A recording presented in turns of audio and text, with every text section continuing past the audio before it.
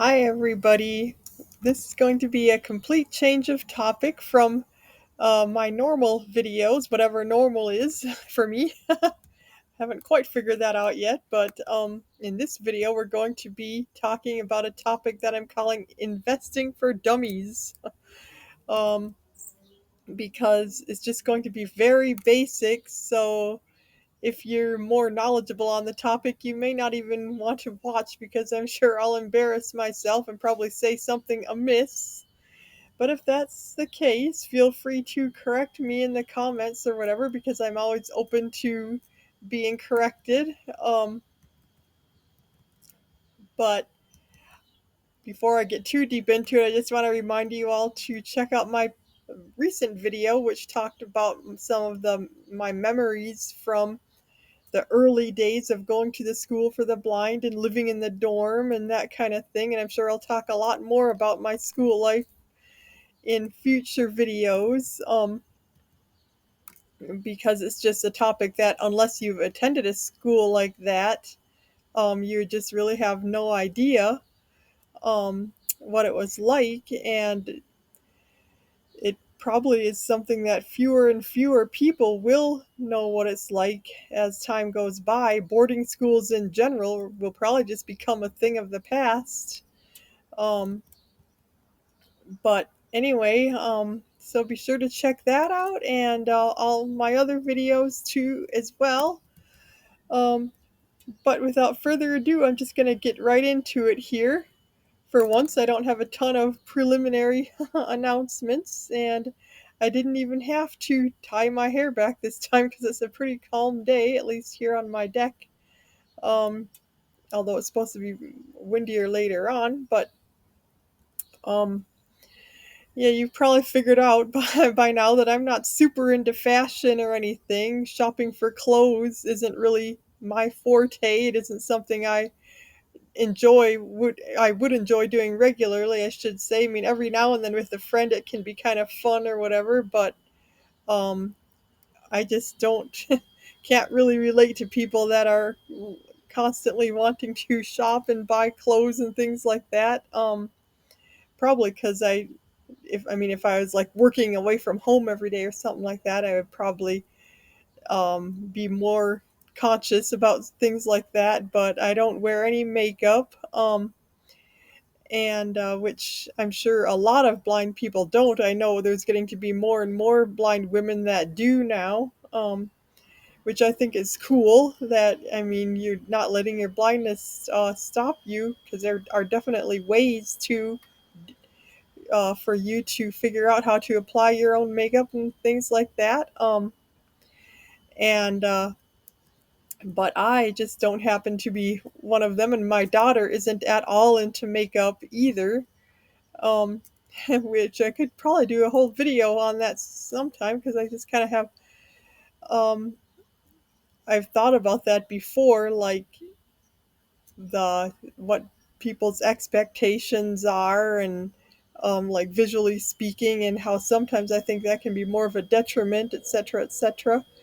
Anyway, I don't know if the fact that I'm blind influenced my daughter's decision because she didn't see me ever wearing makeup and wasn't really around it much herself, being homeschooled and everything. But I think it's just more of her preference because she definitely has like strong ideas about it or whatever. And I think it's cool when like it's not an expectation that guys have either necessarily, that a girl should wear makeup.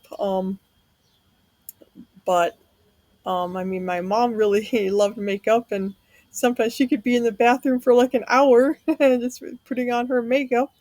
So I've definitely have experienced all sides of the spectrum on that. That's just what I really, I mean, if I could just apply makeup within like in 5 minutes or whatever, I'd probably do it. But I just hate the thought of taking that much time.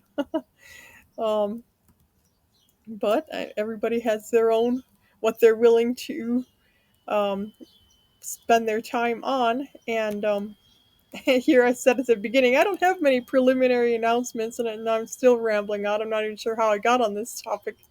But anyway, getting back to investing. Yeah, what a segue. Um, so this is going to focus mostly on long-term investing, because that's what I'm most familiar with, and so I'm not into like short-term risks and trading and all that kind of stuff. I mean, there's a ton of different things you can do with your stocks, or your shares that you buy, but um, this is just going to be very basic, as I said, and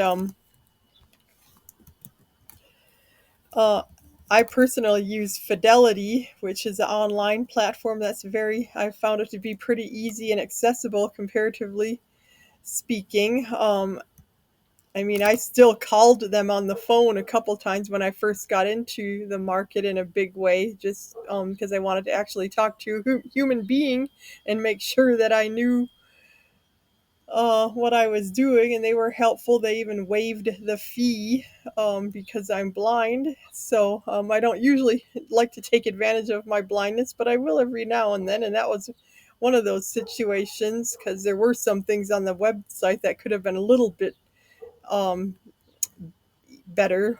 But anyway, so I've only like done that once or twice, called somebody, but since now I'm pretty much can figure it out by myself and pretty much am confident in, because I'm just not a person that likes to visit a financial advisor or anything like that, and I'm not sure why. I'm just way too independent minded and don't trust anybody else with my own decisions or money because I might want to change my mind. I mean, I'm not typically one to do that once I've decided something, especially with investing, because like you really can't do anything or you shouldn't in the first year because you'll have to pay way more taxes if you take your money out in the first year.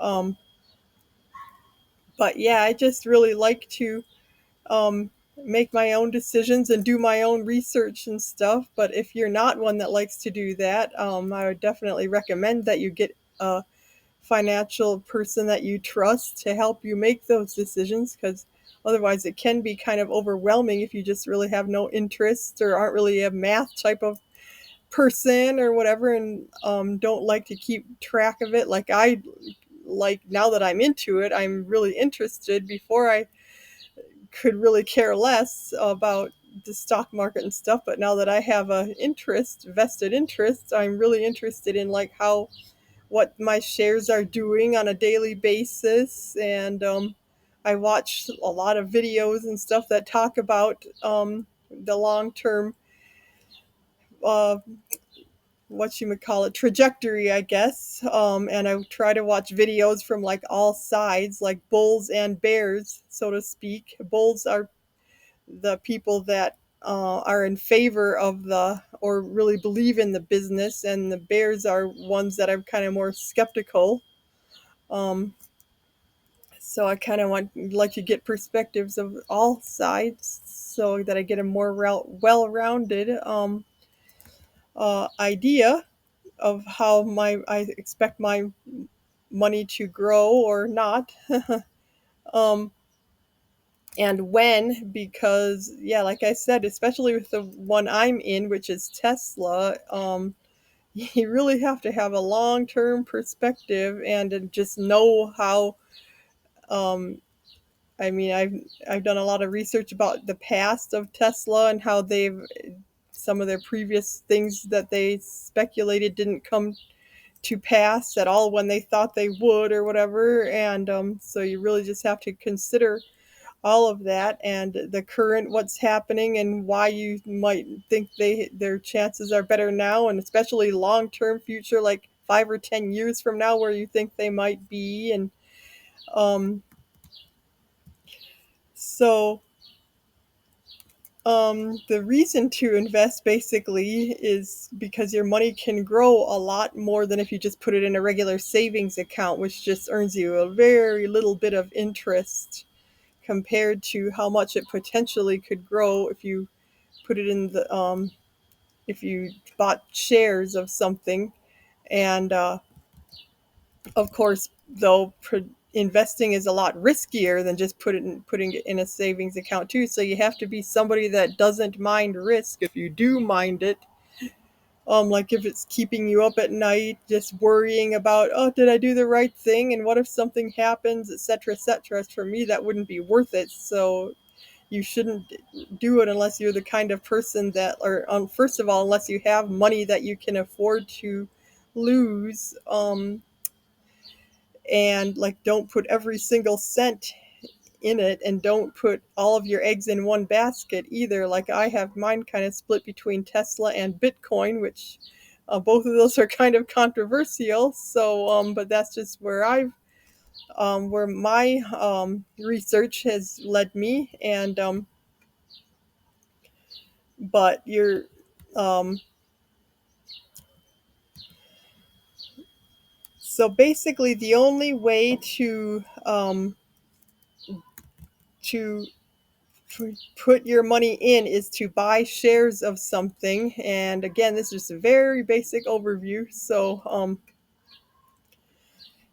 for example, um, you can't just deposit cash into it and withdraw cash. Like, the only thing you can do is buy shares of something and then sell shares. Um, and of course, once you sell a share back, it's gone, and you would have to buy it. If you wanted to buy more, it's going to be more expensive. Now if you waited until the market was higher to sell back what you bought, which of course is the wisest thing to do, to wait until you have more money than you started with, and then you can buy or sell some of your shares and get that profit. And so search first of all, I'm trying to not get ahead of myself and stick to my notes. So that's the most logical order here. So, but yeah, you'd want to research what businesses, or like I said, you can get advice from somebody, but what do you think has the most potential? And I personally like what's referred to as more disruptive businesses, and that would be like up and coming startups, like especially in technology field and stuff like that, that really have a potential, if they work out, to grow rapidly and a lot. But there again, it's also riskier if you invest in the wrong one, or if something unforeseen happens and the business goes bankrupt or whatever. Then if you invested a lot in it, you could, of course, lose a lot. So you just exercise caution, and really do your research to feel confident about your decision. And then once you have made your decision, really try to stick to it. Otherwise, you shouldn't invest in the first place. But if once you do and you've done all your homework and stuff, then you shouldn't let temporary falls or whatever that might come up. Like, don't panic and then sell all your. A lot of times, people, if they see the market dropping, they'll say, "Oh no, I better sell or I'm going to lose everything." And of course, if everybody does that, that will make it certain that everybody will lose because that's basically what makes the market go up or down, is for people to um, buy or sell. And so you want to buy when the stock is low. So like when it's kind of a weird way to look at it, because like when it's there's good either way. If you have more disposable income and the market does drop, you can take that opportunity, even though you quote unquote um, have lost some money. Then but you can take that opportunity to buy more shares at a lower price, and you really haven't lost or gained any money until you take it out. And so um, like what I like too is in this day and age, you can just ask your Alexa device or Google or whatever, how are my shares doing today, to just get a quick overview, or even hour by hour or whatever.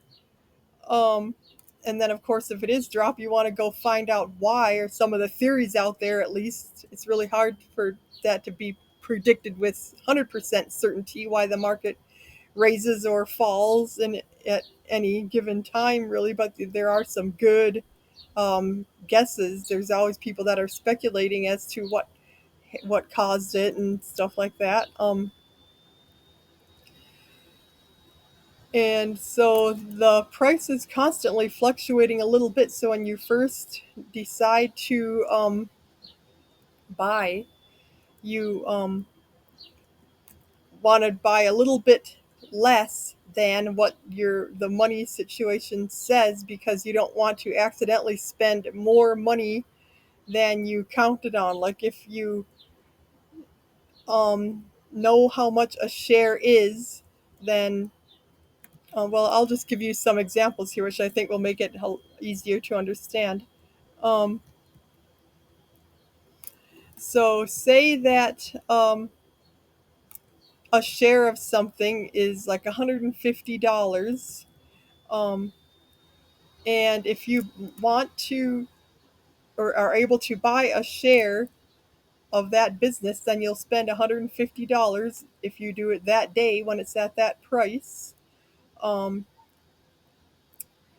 And so, but if you have $300, it probably you still should probably only buy one share, because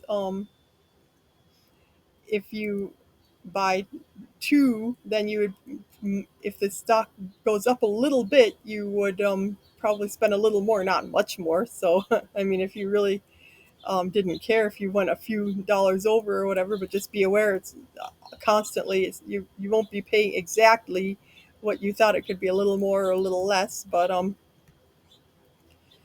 so um, then if you buy a share of the business, that means you own a little bit of it, and you're even able to vote and make decisions, like when they have their board meetings or whatever. You have the opportunity to vote online on the various issues, which I didn't really realize before, but it makes sense because you are a part owner, and the more shares you own, the more votes you have. So if you own 10 shares of the business, you would have 10 votes for whatever the issue is.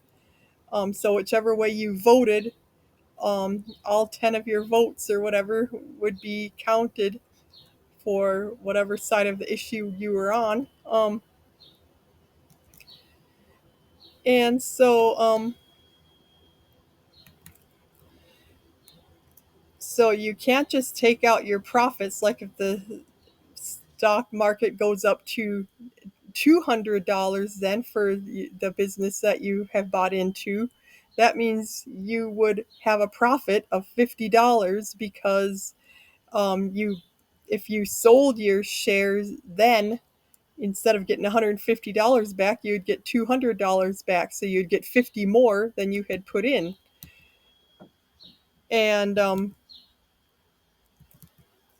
the only time you pay taxes, by the way, is when you withdraw. So if you just keep your money in there for like years or whatever, you won't have to pay, no matter how much your money grows, you won't have to pay taxes on it until you take some money out. And then you'll only have to pay taxes on capital gains, which is the money that you gained or your profit. So I'll explain more about that in a bit. Um, but the reason that is because you technically don't own the money until you, I mean, in a way you do. I mean, like you can look at your account anytime and it will show you how much money you potentially have if you withdrew it right then. But um, so let's see, what does that mean? My notes here are kind of shorthand, and I have to try to remember what I meant by that. So the percent of tax, the capital gains tax, varies a little bit year by year. So you'll want to like Google it or ask your advisor or whatever what percentage you'll or what the percentage is that year and how much you'll be taxed um, when you take your money out. Um, so um, on the same token, if it went up to $200 and you wanted to buy more shares, if you got a little more money or whatever, now if you bought another share, that share would cost you 200, even though the first one only cost you 150 because the stock market has gone up, theoretically in my scenario here. But the stock market also has a potential to go down. Like maybe instead of going up, maybe it went down a little bit to 100. And so then if you um, sold your share back, you would only get $100 for it, even though you had originally paid 150. So that wouldn't be very wise because you would lose money. So the only way you really want to do that is if you are really uncertain about the business model now, if something changed your mind and you don't know if they're a viable business or whatever. But otherwise, you should just really wait and have patience if you don't need the money right then because you want to wait until you have a profit, of course. Um, and so hopefully I'm not confusing you because this is kind of a lot of info, even though it's basic. It's a lot to probably digest in one sitting. But if you have any questions, just ask. So anyway, I think that's all I'll say for now because this video is getting a little long. But I'll probably do more as I learn more or whatever. And I just realized I might have been a little confusing because on one hand I said like I tend to want to know every day what my shares are doing. That's probably largely because I'm still new at all this and just kind of find it intriguing and fascinating.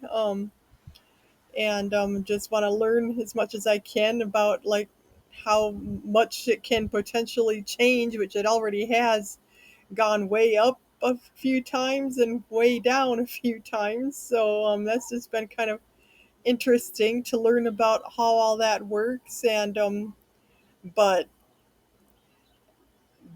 then again, like I also said, don't panic and don't let what's happening on a daily basis really affect you in any way. So, like some people just like to put their money in and totally forget about it, and not even think about it really, because some people even like put it into a retirement account or whatever. So it's really not even accessible to them now. I mean, I suppose they could jump through a few hoops and get the money out if it was an emergency or they really needed the money or whatever. But for the most part, they're just thinking way ahead. And so, but yeah, I have a friend that's really interested in this topic too. And I believe she does more of the shorter term um, things or whatever. So it'd be really cool to have her come on at some point and do an interview or whatever about some of the other ways to like take out profits and stuff like that. And of course, you if you have several shares of something, you don't have to sell them all at once. In fact, you shouldn't. You should only sell um, what you need or what you like. Once it goes up a significant amount, then you can be like justify to yourself why you deserve to take out some of the shares. But just remember, then you won't have your money won't grow as much in future because you won't have as many shares that you will be growing. So it's just a lot to kind of think about and keep in mind. And but anyway, I hope you found this a little educational um, because I'm just a very beginner at this myself. It's been only a few months that I've been um, doing this, but I'm really having fun with it and have some big dreams of what I want to do with my money and all that kind of thing. Um, but yet again, I'm also just, I mean, it is money that I could afford to lose if something just went really haywire, which only it's a crisis of some kind that's totally unexpected would cause that to happen. But stuff like that does happen every now and then, but if it does, I mean, I'm still like okay or whatever, so because I'm only investing money that I could afford to lose if need be. But anyway, so I hope you found this at least somewhat intriguing, and I will see you next time. I'm not sure what I'll talk about yet. I have a couple ideas in the back of my mind, but it will be something completely different. um, and so thanks for watching, and be sure to like and subscribe and all that good stuff and comment. I really appreciate your feedback, and I will see you next time. Bye for now.